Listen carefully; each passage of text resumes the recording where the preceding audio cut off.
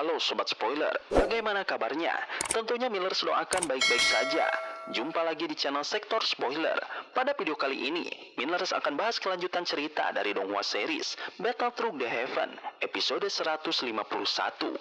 Seperti biasa, Millers mau ingatkan lagi bagi Sobat Spoiler, karena video ini mengandung spoiler.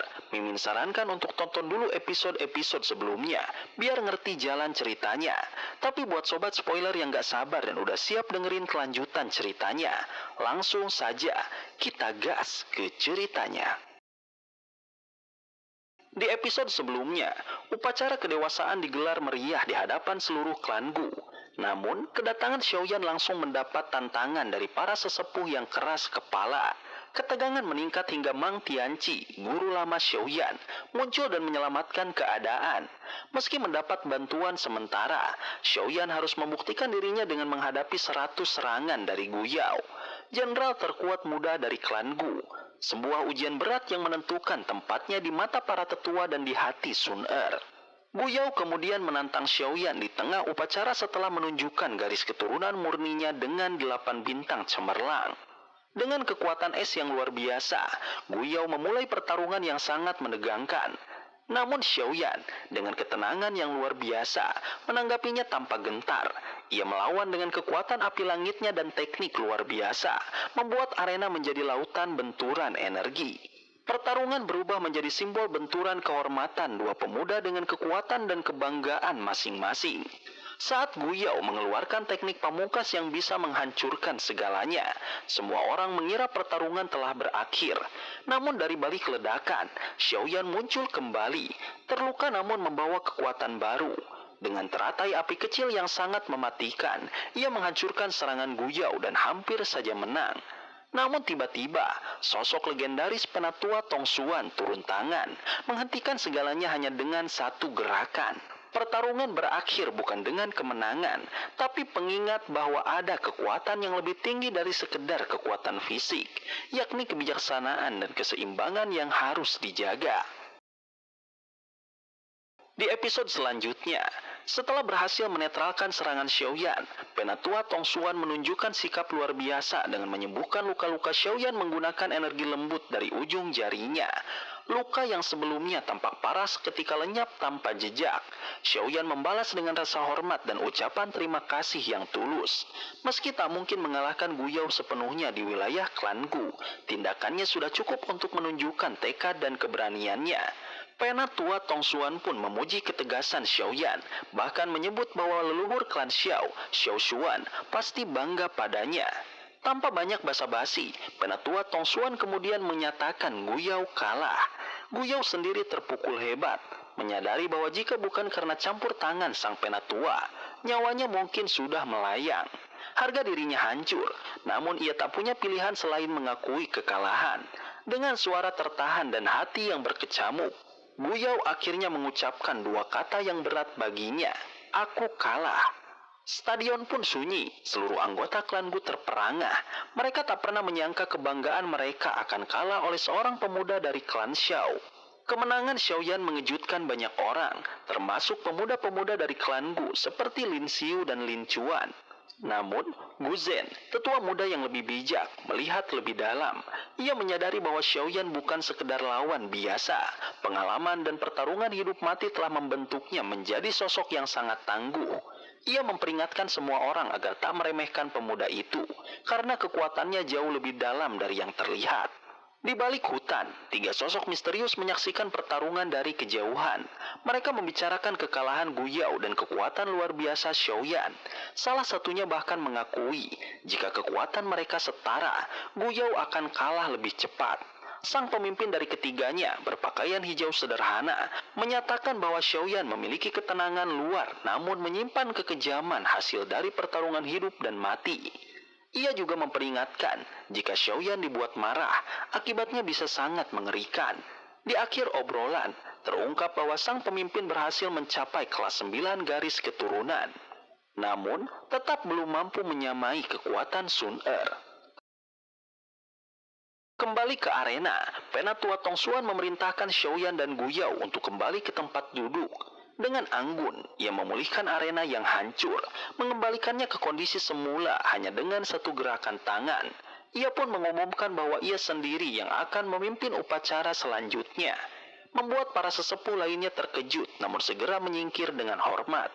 Perlahan ia menoleh ke arah seorang gadis dengan aura istimewa dan senyum lembut. Dengan suara tenang, ia memanggil Sun Er. Stadion Klan Gu berubah hening saat Sun Er melangkah ke tengah arena dengan anggun.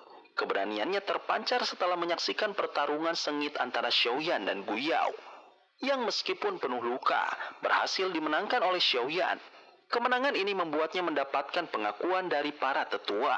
Sun Er, yang khawatir atas kondisi kekasihnya, memendam amarah terhadap bahaya yang hampir merenggut nyawa orang yang dicintainya. Setelah memastikan keadaan Xiaoyan, Sun Er melanjutkan ke tahap pengujian garis keturunan menggunakan cakram bintang. Saat tangannya menyentuh alat itu, satu persatu bintang menyala hingga mencapai 9 bintang, menandakan garis keturunan kelas atas.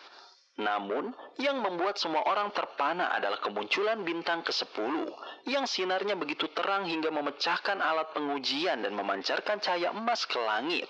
Fenomena langka itu membuat seluruh arena terguncang. Aliran dauki para penonton seketika berhenti, seolah tunduk pada kekuatan agung yang muncul dari tubuh Sun Er.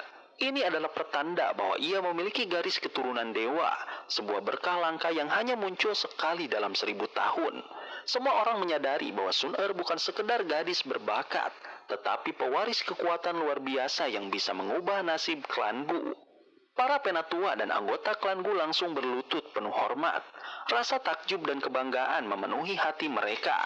Cahaya ilahi dari Sun Er membangkitkan semangat dan harapan baru bagi seluruh klan. Sosok yang selama ini dikenal lembut dan kalem kini menjadi simbol kebangkitan yang tak terbantahkan. Ketika sinar itu mereda, penatua Tongsuan memanggil artefak suci mereka. Pena Dewa Surgawi Pelangi, benda legendaris yang belum pernah muncul selama 1000 tahun. Kali ini, artefak itu bangkit untuk Sun Er. Dengan kekuatan daukinya, penatua menggambar pola rumit di udara dan menempelkannya di dahi Sun Er, membentuk simbol pelangi sebagai tanda kehormatan tertinggi. Proses tersebut sangat menguras energi penatua Tongsuan, namun selesai dengan sempurna. Saat Sun Er membuka matanya, auranya memancar sangat kuat hingga membuat semua orang kembali berlutut. Bahkan suara misterius dari langit terdengar, seolah kekuatan tertinggi turut memberi pengakuan. Di kejauhan, seorang pria berjubah hijau yang menyaksikan dengan tenang memilih mundur setelah tatapannya bertemu mata waspada Xiaoyan. Setelah upacara, Xiaoyan dan rombongannya kembali ke kediaman mereka. Meskipun tubuhnya masih dipenuhi luka, bantuan Sun Er mempercepat pemulihannya. Tanpa ragu, Sun Er memilih tetap bersama Xiaoyan, menunjukkan kesetiaannya meskipun ia bagian dari klan Gu. Para tetua hanya bisa diam, menyadari bahwa hati gadis itu telah lama berpihak pada orang luar. Namun, tidak semua pihak senang dengan kebangkitan Sun Er. Dari balik bayang-bayang, seseorang dari klan Hun memandang tajam ke arah arena. Kebangkitan simbol pelangi dianggap sebagai ancaman besar bagi posisi mereka. Di sisi lain, di kediaman Xiaoyan, ketenangan mulai hadir. Xiao Yixian menemaninya, membantu menguatkan mentalnya setelah hari panjang penuh ujian. Sementara itu, para tetua klan Gu mengadakan pertemuan penting membahas makam surgawi, tempat sakral para leluhur. Hanya ada 16 tempat untuk 8 klan. Namun, karena satu klan tak hadir, 2 tempat menjadi rebutan. Beberapa tetua mencoba menghapus hak klan Xiao yang dianggap sudah runtuh dan tak layak lagi mendapatkan tempat. Namun saat keputusan hampir diambil, suara dingin menggema. Cahaya pelangi menyilaukan menyelimuti seluruh ruangan, menciptakan tekanan luar biasa yang membuat bahkan para sesepuh bergetar. Meski mereka adalah tokoh kuat, aura murni dari garis keturunan Sun Er membuat tubuh mereka hampir berlutut. Tidak diragukan lagi, kemunculan sosok agung itu telah mengguncang hati seluruh penghuni aula. Sun Er, dengan tatapan tajam dan langkah penuh wibawa, melangkah masuk. Dari antara alisnya terpancar sinar pelangi yang menciptakan suasana suci dan tak terbantahkan. Para sesepuh yang biasanya tenang kini terlihat gelisah. Penatua Tongsuan pun meminta Sun Er menyembunyikan tato klannya, meski tekanan dari kehadirannya tetap terasa sangat kuat.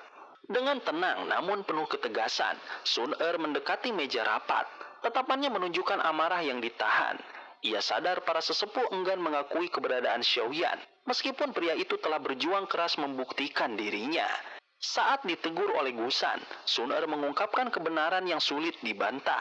Klan Gu telah memanfaatkan tempat yang sejatinya milik klan Xiao selama bertahun-tahun. Ketegasan Sun Er membuat suasana membeku, bahkan Gusan yang biasanya keras kepala pun tak bisa menjawabnya. Saat Penatua Gu Qian menyebutkan kehadirannya sebagai pelanggaran, Sun Er mengangkat satu argumen yang tak terbantahkan. Tato pelangi yang ia miliki memberinya otoritas lebih tinggi dari kebanyakan sesepuh. Ia pun punya hak untuk hadir dan berbicara. Penatua Tongsuan akhirnya turun tangan. Ia menyadari ketidakadilan dalam menolak Xiaoyan dan memutuskan bahwa pemuda itu akan dimasukkan dalam daftar peserta makam surgawi. Dengan hanya satu anggota dari klan Xiao yang hadir, dan klan Gu memiliki 5 tempat tersisa, keputusan itu tak bisa diganggu-gugat. Mau tak mau, para sesepuh lainnya menyetujui keputusan tersebut. Meskipun wajah mereka menunjukkan ketidakpuasan, garis keturunan Sun Er dan tekadnya yang luar biasa telah memaksa mereka untuk tunduk. Keputusan itu menjadi momen penting, bukan hanya untuk Xiaoyan, tapi juga bagi masa depan klan Gu. Saat Sun Er meninggalkan aula, ia menunduk sopan. Para penjaga menatapnya dengan hormat, dan para sesepuh hanya bisa terpaku. Sun Er yang selama ini dikenal lembut, kini menunjukkan kekuatan dan ketegasan yang mengubah pandangan mereka. Demi Xiaoyan, ia memperjuangkan kebenaran tanpa ragu. Diskusi berlanjut tentang makam surgawi. Gusan memperingatkan bahwa makam leluhur Xiaoyan, Xiao Xuan, masih tak bisa dimasuki siapapun. Namun, suara tua yang muncul tiba-tiba memperingatkan mereka bahwa jika Xiao Xuan tidak mengizinkan, maka tak satu pun bisa memaksakan kehendak. Semua rencana akan berakhir sia-sia. Pertemuan ditutup dengan rasa tak pasti yang menggantung. Tak lama setelah aula sepi, sesosok pria tua berjubah abu-abu muncul dari udara. Dengan suara pelan namun penuh wibawa, ia berkata, "Dia akan menjadi besar." Kalimat itu membuat Penatua Tongsuan terkejut. Pria ini bukan tipe yang mudah memberikan pujian. Kemudian, pembahasan beralih pada pusaka batu giok dewa kuno Tousi, yang kemungkinan kini ada di tangan Xiaoyan. Namun pria itu tetap tenang. Ia menjawab, "Tak perlu khawatir, itu akan diurus." Di puncak sebuah gunung sunyi, suasana mendadak menjadi berat saat seorang pria parubaya dengan aura luar biasa muncul di hadapan Xiaoyan. Ia tertawa ringan melihat wajah terkejut pemuda itu, seolah dapat membaca semua isi hati dan pikirannya hanya dalam satu tatapan. Sosok itu memperkenalkan dirinya sebagai Gu Yuan, kepala dari klan Gu sekaligus salah satu eksistensi terkuat di dunia mereka. Secara mengejutkan, ia menyebut bahwa mereka pernah bertemu saat Xiaoyan baru dilahirkan, meskipun saat itu tak seorang pun mengetahui identitas aslinya. Kedatangan Gu Yuan bukanlah tanpa alasan. Ia datang untuk membahas hal yang sangat penting, hubungan antara Xiaoyan dan Sun Er. Mendengar hal itu, hati Xiaoyan pun diliputi kegelisahan. Ia khawatir bahwa Gu Yuan, sebagai ayah Sun Er dan kepala klan Gu, mungkin menentang hubungan mereka. Namun, kenyataan ternyata tidak seburuk yang ia bayangkan. Gu Yuan menjelaskan bahwa ia tak berniat menghalangi hubungan mereka, selama Sun Er menginginkannya. Sebagai ayah, ia mengakui bahwa dirinya tak kuasa memaksakan kehendak atas putrinya yang telah mewarisi garis keturunan ilahi. Kekuatan luar biasa yang bahkan membuat kepala klan sekalipun harus bersikap hati-hati. Kata-kata itu menyentuh hati Xiaoyan. Di tengah ketegangan dan penolakan banyak anggota klan Gu terhadap dirinya, Gu Yuan justru menunjukkan sikap terbuka dan bijaksana. Namun, dukungan itu bukan tanpa peringatan. Gu Yuan menegaskan bahwa banyak sesepuh dan tetua dalam klan masih menyimpan keberatan. Mereka khawatir garis keturunan murni dalam tubuh Sun Er akan ternoda atau tidak berkembang sempurna jika berhubungan dengan orang luar. Maka, meski Gu Yuan tak menghalangi mereka, ia memperingatkan bahwa jalan yang akan ditempuh Xiaoyan tidaklah mudah. Banyak tantangan akan menghadang, dan sebagai kepala klan, ia tak bisa sepenuhnya berpihak. Namun sebagai seorang ayah, ia tak bisa menutup mata terhadap kebahagiaan anaknya. Dengan tatapan penuh arti, Gu Yuan memuji pencapaian Xiaoyan. Ia mengakui, meski Xiaoyan tidak memiliki garis keturunan istimewa, ketekunan dan kekuatannya membuatnya sejajar bahkan dengan generasi muda terbaik dari klan Gu. Ia juga menyesali keputusannya di masa lalu. Jika tahu akan seperti ini, ia mungkin tidak akan mengirim Sun Er ke klan Xiao. Kini, ia merasa telah kehilangan putrinya demi sesuatu yang tak sepadan. Kemudian, Gu Yuan meminta satu janji dari Xiaoyan, permintaan yang membuat wajah pemuda itu memerah karena malu. Ia diminta untuk menjaga hubungan dengan Sun Er tetap murni hingga sang gadis mencapai tingkat Douseng. Bukan karena kepercayaan yang kurang, tetapi karena kestabilan garis keturunan dalam tubuh Sun Er sangat bergantung pada hal itu. Tindakan impulsif bisa menimbulkan konsekuensi berat, bahkan memicu intervensi keras dari para tetua klan Gu. Xiaoyan menyanggupi permintaan itu dengan perasaan campur aduk. Namun, sebelum percakapan selesai, Gu Yuan menyampaikan alasan utama kemunculannya, batu giok dewa kuno Tousi. Batu giok kuno itu adalah warisan dari klan Xiao dan objek perebutan berbagai pihak jahat, termasuk aula jiwa. Batu tersebut konon merupakan kunci menuju peninggalan terakhir Doudi, Tousi. Sosok legendaris yang menjadi satu-satunya Doudi di benua Douki. Giok itu, yang awalnya hanya dikenal memiliki 3 bagian, ternyata terbagi menjadi 8, masing-masing tersebar di tangan klan kuno. Gu Yuan menjelaskan bahwa aula jiwa menculik ayah Xiaoyan, Xiaozan, demi mendapatkan giok kuno itu. Dulu, klan Gu dan klan Xiao pernah bersama menghadapi klan Hun, klan paling misterius dan berbahaya dari 8 klan kuno. Namun, ketika Xiao Xuan, kepala klan Xiao yang legendaris gugur, klan Xiao kehilangan kekuatannya. Sejak saat itu, klan Gu tidak lagi mampu menghadapi klan Hun secara langsung, sebab peperangan besar antar klan hanya akan melemahkan mereka semua dan membuka celah bagi kekuatan lain. Kini, klan Hun kembali menunjukkan gelagat mencurigakan. Jika mereka berhasil mengumpulkan seluruh bagian giok kuno, maka keseimbangan kekuatan akan terguncang. Meski Gu Yuan secara pribadi tidak menuntut giok itu diserahkan, para tetua dalam klan Gu memiliki kekhawatiran besar. Mereka menginginkan agar batu itu disimpan di klan Gu demi keamanan. Namun, Xiaoyan dengan tegas menolak. Ia menjelaskan bahwa ada jejak spiritual ayahnya dalam batu giok itu, yang menjadi satu-satunya petunjuk keberadaan dan kemungkinan keselamatan sang ayah. Menyerahkannya berarti menghapus peluang itu. Gu Yuan hanya bisa menghela nafas dan menerima keputusan tersebut, menyadari bahwa pemuda ini memiliki alasan yang kuat dan tak tergoyahkan. Percakapan mereka hampir selesai ketika suara angin kencang terdengar dari kaki gunung. Sesosok wanita melesat cepat ke arah mereka. Itu adalah Sun Er, yang terlihat panik dan cemas. Gu Yuan hanya bisa tersenyum pahit melihat kegelisahan putrinya, wajah yang mencerminkan cinta dan kekhawatiran. Ia tahu, tak peduli seberapa kuat dirinya, sang putri kini telah memilih jalan dan orang yang akan ia temani. Sebelum menghilang, Gu Yuan kembali mengingatkan Xiaoyan untuk menepati janjinya, menjaga Sun Er dan melindungi giok kuno dengan baik. Lalu, dalam sekejap, tubuhnya menghilang seperti angin, meninggalkan kedamaian yang aneh di puncak gunung itu. Xiaoyan menghela nafas lega. Beban pembicaraan yang berat itu akhirnya berlalu. Saat ia melihat Sun Er yang mendekat, wajahnya sedikit melunak. Di tengah segala tekanan dan ancaman, satu hal tetap menjadi cahaya di jalannya, keberadaan Sun Er. Sobat spoiler, itulah spoiler dari Donghua Series. Battle Through the Heaven, episode 151. Tentunya spoiler ini tidak akan sama persis dengan episode sesungguhnya. Maka dari itu, jika ada kesalahan dalam kata ataupun istilah, serta kekurangan atau kelebihan durasi, harap dimaklumi. Dan jangan lupa untuk mendukung channel ini terus berkembang dengan cara like, share, dan subscribe, supaya kalian gak ketinggalan update terbaru dari channel ini. Terima kasih banyak sudah menonton video ini sampai akhir, Sobat Spoiler. Kritik dan saran positifnya silahkan di komentar. Sampai ketemu lagi di video berikutnya. Tetap semangat dan sampai jumpa.